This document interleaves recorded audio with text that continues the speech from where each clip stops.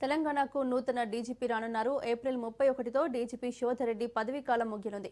తదుపరి డీజీపీ ఎంపికపైన కసరత్తు జరుగుతోంది. అందులో భాగంగా 4 సీనియర్ ఐపీఎస్ అధికారుల పేర్లతో రాష్ట్ర ప్రభుత్వం యూపీఎస్సీకి జాబితా పంపగా అందులో సీనియర్ అధికారిని ఖరారు చేయనున్నారు.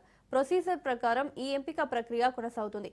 త్వరలోనే అధికారికంగా కొత్త డీజీపీ పైన ప్రభుత్వం ఉత్తర్వులు జారీ చేయనుంది.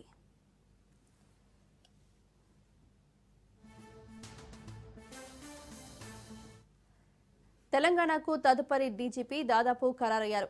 యూపీఎస్సీకి పంపిన 4 అధికారుల జాబితాలో సీనియర్గా ఉన్న 1991 బ్యాచ్ ఐపీఎస్ అధికారి సివి ఆనంద్ విషయంలో ప్రభుత్వం మొగ్గు చూపుతున్నట్లు సమాచారం. డీజీపీ పోస్టు కోసం సివి ఆనంద్తో పాటు వినాయక్ ప్రభాకర్ ఆప్టే, సౌమ్య మిశ్రా, శిఖా గోయల్ పేర్లు ఈ జాబితాలో ఉన్నాయి. కొత్త డీజీపీ నియామకానికి సంబంధించి ఢిల్లీలో 3 యూపీఎస్సీ ప్యానెల్ కమిటీ సభ్యుల భేటీ జరగనుంది. ఈ కమిటీలో రాష్ట్ర సీఎస్ రామకృష్ణారావు కూడా సభ్యుడు కావడంతో ఆయన ఢిల్లీలో జరిగే సమావేశంలో పాల్గొనున్నారు.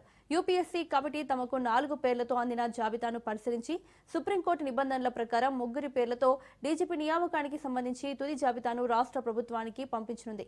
ఇందులో ఒకరిని రాష్ట్ర ప్రభుత్వం పూర్తి స్థాయి డీజీపీగా నియమిస్తుంది.